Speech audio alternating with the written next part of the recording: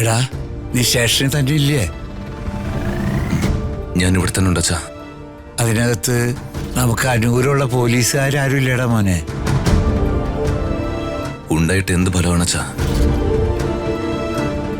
ഋതുവിനെ arrest ചെയ്തത് ആ ചൊറിയൻ S I അല്ലേ? അവനൊരു മുടയനാ, പണ്ടേ നമ്മുടെ ശത്രുവാ. നമ്മൾ എന്ത് ചെയ്യൂടാ? അച്ഛൻ സമാധാനായിട്ടിരിക്കെ. ഞാൻ ഈ സ്റ്റേഷന്റെ പുറത്ത് കാവലില്ലേ. അങ്ങനെ അവർക്ക് നമ്മളെ തോപ്പിക്കാൻ പറ്റുമോ? ഞങ്ങളിവിടെ പത്മാവതി മാഡത്തിന്റെ വീട്ടിലാ, ഞാനും നിന്റെ അമ്മയും. ആണോ? മാഡം വലിയ കരച്ചില്ല. നിനക്കൊന്ന് സംസാരിക്കാമോ? ഞാൻ ഫോൺ മാഡത്തിന് കൊടുക്കാം. മോനെ രാജു. അമ്മേ, മോള് ലോക്കപ്പിൽ തന്നെയാണോ രാജു? അമ്മ വിഷമിക്കാതെ. നമ്മളെ ചതിച്ചവരുടെ ആളുകളാ ഈ സ്റ്റേഷനിൽ മുഴുവൻ. അപ്പൊ അവർക്ക് അവരുടെ അജണ്ട നടപ്പാക്കണ്ടേ അമ്മേ?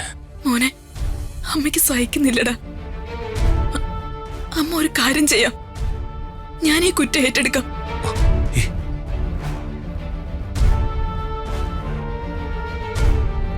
ഇതെല്ലാം ചെയ്തത് ഞാനാണെന്നും ജഗന്നാഥേട്ടനെ കൊന്നത് ഞാനാണെന്നും പോലീസിനോട് പറയാം.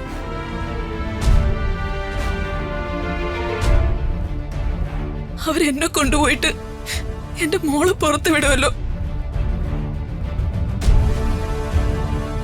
അതൊന്നും വേണ്ടമ്മേ.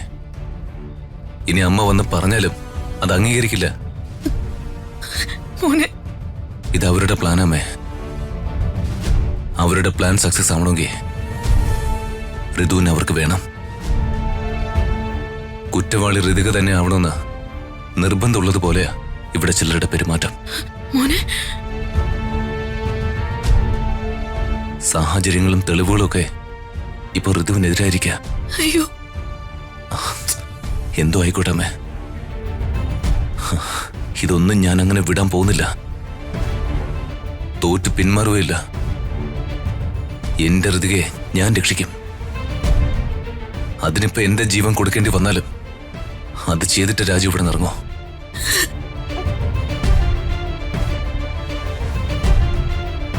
അമ്മ വിഷമിക്കാതിരിക്കാൻ അച്ഛനോടും അമ്മയോടും ഇതെന്നെ പറഞ്ഞേക്ക. ശരി അമ്മേ.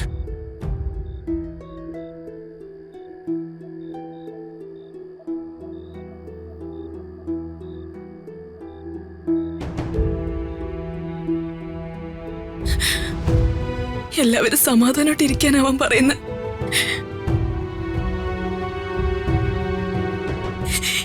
എനിക്ക് ഒരു സമാധാനമില്ല എന്റെ ദൈവമേ.